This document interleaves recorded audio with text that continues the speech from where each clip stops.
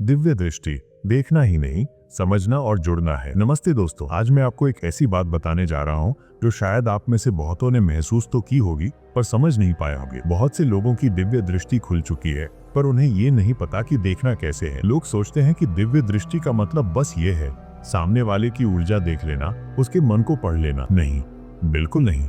दिव्य दृष्टि का उद्देश्य इससे कहीं ज्यादा गहरा है। ये सिर्फ जानने का साधन नहीं है, ये समझने का, जुड़ने का और अंततः परम को देखने का माध्यम है। कैसे जाने कि दिव्य दृष्टि जागृत है? कोई भी व्यक्ति अगर अध्यात्म में थोड़ा भी गहराई तक गया है तो उसकी दिव्य दृष्टि किसी न किसी स्तर पर जाग ही चुकी होती है, क्योंकि भगवान का साक्षात्कार बिना दिव्य दृष्टि के कैसे होगा? रामायण, महाभारत और बाकी सभी ग्रंथों में जो भगवान के दर्शन हुए वो दिव्य दृष्टि से ही तो लिखे गए। ये बात भी उतनी ही सच है कि इस दृष्टि से किसी की ऊर्जा, घर की स्थिति या नकारात्मकता देखी जा सकती है। पर फिर भी दिव्य दृष्टि का मूल उद्देश्य केवल यही नहीं है। असल में ये दृष्टि भगवान को देखने के लिए दी गई है, उनकी ऊर्जा को समझने के लिए।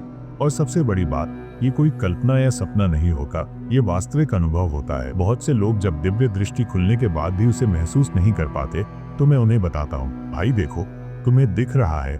और जब वो कोशिश करते हैं तो उन्हें एहसास होता है, हाँ, ये तो सच में हो रहा है। अगर आपने कभी ब्रह्म मुहूर्त में या ध्यान के दौरान आज्ञा चक्र पर तेज प्रकाश देखा है या भगवान की झलक, तो समझो आपकी दिव्य दृष्टि जागृत है। पर हाँ, मैं यहाँ बात कर रहा हूँ दिव्य दृष्टि की, न कि सिर्फ स्वप्न, भाव या इमोशन की। दिव्य दृष्टि का वास्तविक विस्तार। जो लोग सोचते हैं कि बस किसी के घर की नेगेटिव एनर्जी देखी, बस वही दिव्य दृष्टि है, तो माफ करना, वो बस एक छोटा हिस्सा है। असल में जब दिव्य दृष्टि सूक्ष्म शरीर से जुड़ती है तो अद्भुत चीजें दिखने लगती हैं। मैंने हाल ही में यूपी गोरखपुर की एक महिला शीला भट्ट जी की ऊर्जा स्कैन की, आंखें बंद की, लोग दिखा, फिर इंडिया, फिर यूपी, फिर गोरखपुर, फिर चंद्रनगर और फिर वो घर जहाँ सामने एक पेड़ था वो दिखा। कैसे? दिव्य दृष्टि से, सूक्ष्म शरीर से। और हाँ, हर घर की रक्षा में खड़े होते हैं दो प्रहरी, दाएं ओर पितृदेवता, बाएं ओर कुलदेव। अगर आपकी ऊर्जा साफ है, आप सच्चे हो, तो ही आपको उनके क्षेत्र में प्रवेश मिलता है, वरना दृष्टि वहीं रुक जाती है। दिव्य दृष्टि की प्राप्ति। दिव्य दृष्टि किसी भी उम्र में खुल सकती है। ये आपकी साधना, आपके संस्कार और आपके कर्मों पर निर्भर करता है। मेरे साथ तो ये बहुत जल्दी खुल गई थी, शायद पूर्व जन्म के कारण। जब कोई मेरे पास आता है, अपॉइंटमेंट लेता है, तो मैं पूरी कोशिश करता हूँ कि उसकी ऊर्जा देखूं और उसे सच्चा मार्गदर्शन दे सकूं, क्योंकि आज के समय में ऐसे लोग बहुत जरूरी हैं जो नकारात्मकता को समझ सकें और दूसरों की सहायता कर सकें। तो दोस्तों, दिव्य दृष्टि सिर्फ देखने के लिए नहीं, समझने, जोड़ने और परम में विलीन होने के लिए है। अब प्रश्न ये नहीं है कि आपकी दृष्टि खुली है या नहीं, प्रश्न ये है, आप उसे देख भी पा रहे हो या नहीं। मैं जब अपनी आंखें बंद करता हूँ तो सब कुछ शांत हो जाता है, लेकिन उस शांति में कुछ ऐसा है जो बताने लगता है कि सब कुछ वैसा नहीं है जैसा दिखता है। दिव्य दृष्टि का अर्थ सिर्फ सामने वाले को देखना नहीं है, ये तो देखना है उस चीज को जो साधारण आंखें नहीं देख पाती। धीरे धीरे समझ में आने लगा है कि ये दृष्टि केवल देखने का माध्यम नहीं बल्कि अनुभव का प्रवेश द्वार है। मैंने जब पहली बार अपनी ऊर्जा को खुद महसूस किया तो लगा जैसे कोई मेरे भीतर बोल रहा है। किसी और की आवाज नहीं थी, लेकिन बात हो रही थी। कभी कभी लगता जैसे कोई मुझे भीतर से देख रहा है। मैं बैठा ध्यान में था, आंखें बंद थी, लेकिन जैसे ही एक विशेष बिंदु पर ध्यान स्थिर हुआ, वहीं से प्रकाश जैसी अनुभूति शुरू हुई। न कोई रंग, न कोई चेहरा, लेकिन पहचान स्पष्ट थी। धीरे धीरे ये अनुभव बढ़ने लगा। अब जब कोई सामने आता है तो उसके शब्दों से पहले उसकी ऊर्जा मुझे बता देती है कि वो कैसा है, क्या सोचता है, कहाँ फंसा है। और कई बार ऐसा भी हुआ कि किसी व्यक्ति को खुद नहीं पता था कि वो क्या छिपा रहा है, लेकिन वो मुझे दिख गया। मैंने इसे कभी चमत्कार नहीं माना, ये कोई शक्ति नहीं है बल्कि जिम्मेदारी है। दिव्य दृष्टि खुल जाने का अर्थ ये नहीं है कि सब कुछ दिखने लगता है, बल्कि इसका अर्थ है तुम्हें अब वो दिखता है जो जरूरी है। कभी कभी साधक सोचता है कि उसकी दृष्टि नहीं खुली, लेकिन असल में वो खुद देख नहीं पा रहा होता। कई बार देखने के लिए पहले मन को स्थिर करना होता है। दृष्टि हमेशा थी, बस देखने वाला तैयार नहीं था। कुछ साधक ध्यान करते हैं, जाप करते हैं, प्रार्थना करते हैं, लेकिन देखने का अभ्यास नहीं करते, तो दिखने पर भी समझ नहीं पाते। इसलिए मैं अक्सर कहता हूँ, ध्यान का अभ्यास उतना ही जरूरी है जितना दृष्टि का जागरण। जब मैं सूक्ष्म शरीर के द्वारा देखता हूँ तो एक अलग अनुभव होता है, जैसे मेरी एक प्रतिछाया यात्रा कर रही हो। वो मेरे जैसे दिखती है, लेकिन वो मैं नहीं हूँ, वो मेरा सूक्ष्म शरीर है। वो यात्रा करता है, किसी के घर तक पहुँचता है, किसी की ऊर्जा को महसूस करता है और फिर मुझे संकेत देता है। लेकिन ये सब तब संभव होता है जब मन शांत हो, कोई लालच न हो, कोई अपेक्षा न हो। बहुत से लोग पूछते हैं, आपने कैसे जाना कि मेरी ऊर्जा कमजोर है? मैं जवाब नहीं देता, मैं जानता हूँ, लेकिन बोलता नहीं, क्योंकि दिव्य दृष्टि बोलने के लिए नहीं है, समझने के लिए है। अब तो ये आदत बन गई है। हर जगह, हर व्यक्ति, हर स्पेस, सब कुछ अब केवल नाम, चेहरा या शब्द नहीं है, अब सब कुछ ऊर्जा है। मैं कभी कभी किसी का नाम लेता हूँ और जैसे ही ध्यान में जाता हूँ, एक ग्लोब की तरह पूरा दृश्य बनने लगता है। देश, राज्य, शहर, गली, मकान, और फिर सामने खड़ा होता है वही व्यक्ति जिसकी ऊर्जा देखनी होती है। अगर ऊर्जा अनुमति देती है तो मैं अंदर तक देख पाता हूँ, नहीं तो एक सीमा तक ही रुकना पड़ता है। हर घर की एक सुरक्षा होती है, एक रक्षा कवच जो बिना भावना और पवित्रता के टूट नहीं सकता। जब साधक अपनी साधना में सच्चे होते हैं तो उनके सूक्ष्म शरीर भी शक्तिशाली होते हैं, तब नकारात्मक ऊर्जा उन्हें छू नहीं पाती। लेकिन अगर साधक का मन डगमग है तो सूक्ष्म शरीर भी कमजोर होता है और तब वो दृष्टि मार्गदर्शन के बिना भ्रमित हो जाती है। इसलिए मैं हमेशा कहता हूँ, दृष्टि को संभालो, ऊर्जा को संयम से बरतो, और जब देखो तो समझने के लिए देखो, न्याय करने के लिए नहीं। बहुत बार साधक को लगता है कि ये सब एक कल्पना है, लेकिन जब एक ही अनुभव बार बार होता है तो वो कल्पना नहीं रहती। एक बार मेरी स्टूडेंट ने कहा, मैंने खुद को ध्यान में चलता हुआ देखा। मैंने कहा, तुम्हारा सूक्ष्म शरीर सक्रिय हो गया है। वो समझ नहीं पाई थी, लेकिन उस दिन के बाद से उसकी दृष्टि और गहराई तक जाने लगी। दिव्य दृष्टि केवल देखने की कला नहीं है, ये जीवन की गहराई में उतरने की प्रक्रिया है। इसमें शब्द नहीं चलते, भाव चलते हैं, और हर साधक का मार्ग अलग होता है। कोई कम अभ्यास में ही बहुत आगे पहुंच जाता है, कोई वर्षों की साधना के बाद भी उलझा रहता है। ये पूरी तरह से उसके भाव, उसके संकल्प और उसकी नीयत पर निर्भर करता है। जो साधक अहंकार, प्रदर्शन और तुलना से दूर रहता है,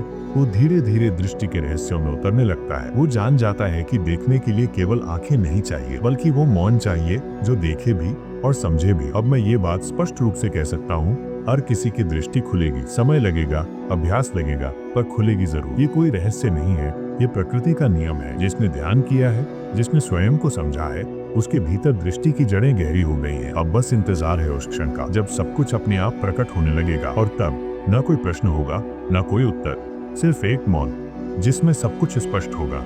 जब कोई साधक अपने भीतर स्थिरता पा लेता है, तब वो संसार को अलग दृष्टि से देखना शुरू करता है। ये दृष्टि वही है जिसे दिव्य दृष्टि कहा जाता है, लेकिन इसका स्वरूप केवल चमत्कार नहीं है। ये एक साक्षात्कार की अवस्था है अपने भीतर के और उस परम स्रोत के जो सबको चलाता है। दिव्य दृष्टि खुलना कोई अलग घटना नहीं है, ये एक प्रक्रिया है जो ध्यान के अभ्यास, आत्मनिरीक्षण और मौन के साथ गहराई से विकसित होती है। जैसे जैसे व्यक्ति के भीतर मौन स्थिर होता है, वैसे वैसे ये दृष्टि धीरे धीरे पर्दों को हटाकर सामने आने लगती है। दृष्टि का संबंध आंखों से नहीं, चेतना से होता है। बहुत बार साधक इस भ्रम में रहते हैं कि दिव्य दृष्टि का अर्थ है किसी के अतीत या भविष्य को देख पाना, लेकिन सच्चाई ये है कि दिव्य दृष्टि वर्तमान को इतने गहरे रूप में देखती है कि अतीत और भविष्य खुद ही स्पष्ट हो जाते हैं। मैंने इस यात्रा में कई बार अनुभव किया कि जब मैं ध्यान में बैठता हूँ तो मेरे आसपास सब कुछ बदलने लगता है। सांसें धीमी हो जाती हैं, विचार शांत हो जाते हैं, और एक अलग तरंग चलने लगती है जो बाहर की दुनिया से नहीं बल्कि भीतर से उठ रही होती है। उसी तरंग में जब मन पूरी तरह स्थिर हो जाता है,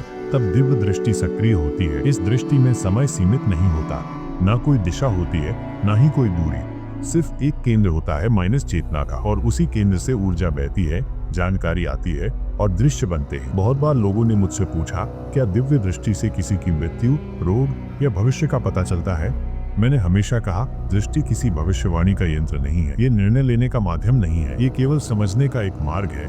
जब कोई रोग या ऊर्जा विकृति दिखाई देती है तो वो केवल इसलिए दिखती है क्योंकि वो आपकी चेतना के मार्ग में व्यवधान पैदा कर रही होती है। दृष्टि उसी व्यवधान को दिखाकर समाधान का मार्ग खोलती है। मैंने कई साधकों को देखा है जिनकी दृष्टि खुल चुकी थी, लेकिन उन्हें पता ही नहीं था। कुछ लोग सपनों में प्रकाश देखते थे, कुछ ध्यान में अलग अलग रंगों या आकृतियों को महसूस करते थे, लेकिन उन्हें समझ नहीं था कि ये दिव्य दृष्टि की शुरुआत है। दृष्टि केवल आंखें बंद करके देखने तक सीमित नहीं है, ये दिनचर्या में, व्यवहार में और मौन के दौरान भी कार्य करती रहती है। जब कोई व्यक्ति सामने होता है तो उसकी ऊर्जा, उसके भाव, उसकी स्थिति, सब कुछ स्पष्ट दिखता है, चाहे वो कुछ भी कहे। एक बार एक साधक मेरे पास आया, बहुत स्थिर और शांत, लेकिन भीतर से उलझा हुआ। शब्दों से लगता था कि सब ठीक है, लेकिन उसकी ऊर्जा बता रही थी कि वो भय और भ्रम से ग्रसित है। मैंने उससे कुछ नहीं पूछा, बस कुछ क्षण मौन रहा और फिर उसके सामने उसके ही मन की उलझने रख दी। वो चौंका, बोला, आपने कैसे जाना?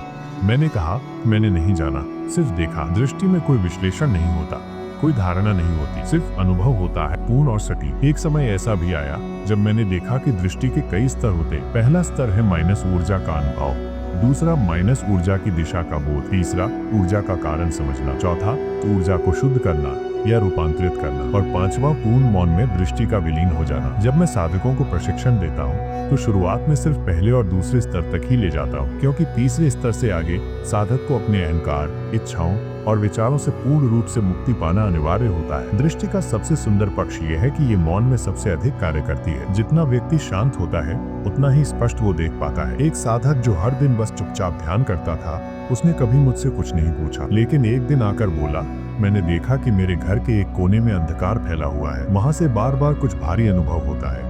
मैंने मुस्कुरा कर कहा, वो तुम्हारी दृष्टि का द्वार खुल रहा है, अब तुम सिर्फ देख नहीं रहे, समझ भी रहे हो। इसके बाद वो साधक धीरे धीरे अपने ही घर की ऊर्जा को शुद्ध करना सीख गया। ये दृष्टि केवल देखने की नहीं, सेवा की शक्ति भी देती है, क्योंकि जब आप किसी की ऊर्जा को देख लेते हैं तब आपको ये भी पता चल जाता है कि वो कैसे ठीक हो सकती है। दिव्य दृष्टि का सबसे कठिन पक्ष ये है कि आप झूठ नहीं देख सकते।